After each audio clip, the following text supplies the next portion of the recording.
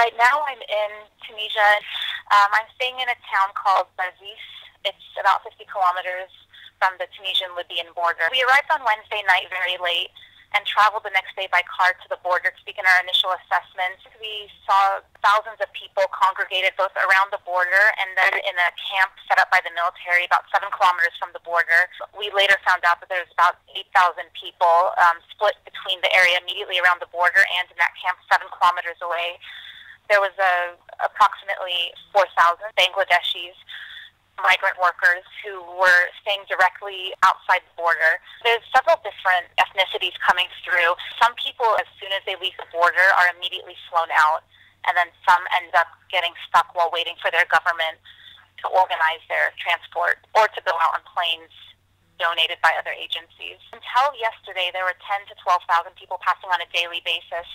Yesterday, pro-Gaddafi supporters kind of strengthened their position on the border, and there was a decline in the number of people crossing. Agencies are still unsure as to whether that decline is related to that increased presence or whether the number of people who are able to cross have already left. The situation is very fluid, so there are still fears that the number might escalate again and that there might be new waves of people coming through. One thing that's been really great is the Tunisian communities around have been very supportive of the people coming across the border and have donated a lot of food and a lot of water. There's also been donations of medicine, volunteer Tunisian doctors and nurses. A major issue has been sanitation. As of today, there are only 5 working latrines for the entire population there. And while others have been sent, they haven't been installed yet. So there's definitely a shortage of those. There are also no showers, and there's very limited water points. So water, sanitation, hygiene issues are a pretty big concern within Tripoli, as there have been reports of shortages of medicines and doctors and nurses, since a lot of the staff in Tripoli are foreign workers who have left because of the violence. In eastern Libya, well, a lot of the nurses that had been working out there were from other countries.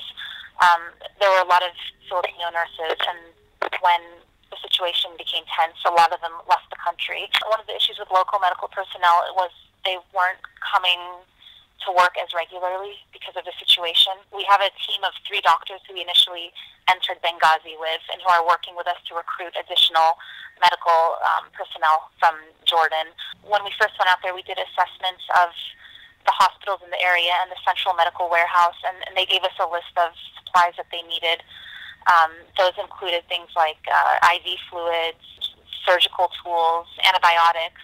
International Medical Corps has done a lot of work with internally displaced persons and also with refugees, and also has a long history of doing emergency response type work, most recently in Haiti. We have a strong capacity in Iraq, and we also have operations in Lebanon, Jordan, and Syria to provide health support and mental health support. So it's definitely a strength to be able to assess the needs of those types of populations and rapidly provide support and capacity building.